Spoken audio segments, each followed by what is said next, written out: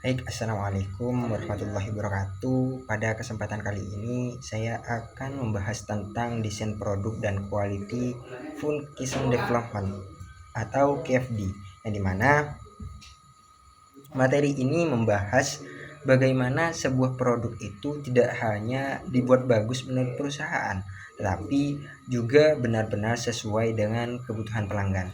Nah, di sini ada paradigma kualitas modern dan filosofi KFD. Jadi di zaman yang sekarang itu kualitas itu bukan cuma dicek di akhir produksi, tetapi juga harus dirancang sejak awal. Seringkali produk itu gagal bukan karena produknya jelek, tetapi karena perusahaannya kurang memahami yang sebenarnya dibutuhkan pelanggan. Nah, KFD di sini hadir sebagai jembatan antara keinginan pelanggan dengan spesifikasi teknis produk. Jadi KFD sendiri dikembangkan di Jepang dan pertama kali digunakan di industri besar seperti Mitsubishi dan Toyota. Jadi tujuan utamanya adalah membuat produk itu lebih tepat sasaran, mengurangi kesalahan desain dan menghemat waktu serta biaya produksi. Nah, ada voice of customer, VOC, yang dimana dalam KFD hal paling penting adalah VOC tersebut atau suara pelanggan. Jadi perusahaan itu harus benar-benar mendengar apa yang diinginkan konsumen. Caranya bisa lewat wawancara, survei, diskusi kelompok, observasi langsung, sampai melihat data keluhan pelanggan. Dari sini perusahaan bisa mengetahui kebutuhan nyata pelanggan, bahkan kebutuhan yang kadang pelanggan sendiri belum sadar. Nah, ada host of quality, HOQ, yang dimana selain ada HOQ di sini disebut host karena bentuk diagramnya seperti rumah. Jadi bagian ini digunakan untuk menerjemahkan kebutuhan pelanggan menjadi spesifikasi teknis yang bisa diukur.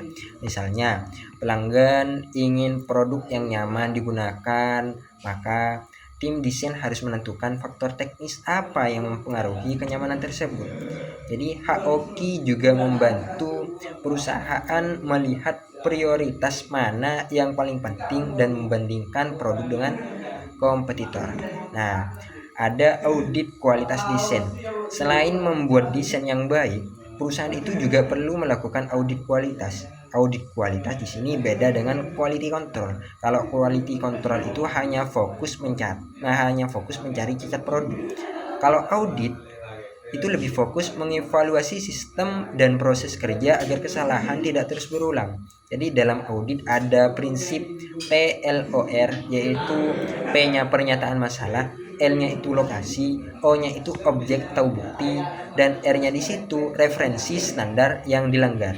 Dengan adanya audit, perusahaan itu bisa melakukan perbaikan secara lebih terarah.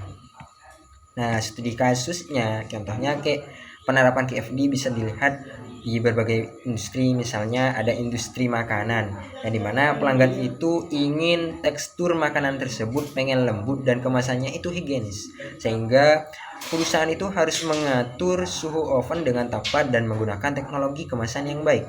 Kalau di industri helm itu fitur keamanan dan kenyamanannya itu juga harus disesuaikan dengan standar hukum yang berlaku. Jadi kesimpulannya, KFD di sini bukan hanya alat analisis, tetapi juga budaya perusahaan yang berorientasi pada pelanggan. Jadi dengan memahami kebutuhan pelanggan sejak awal, perusahaan itu bisa menciptakan produk yang lebih berkualitas, lebih diminati pasar, dan mampu bersaing secara global.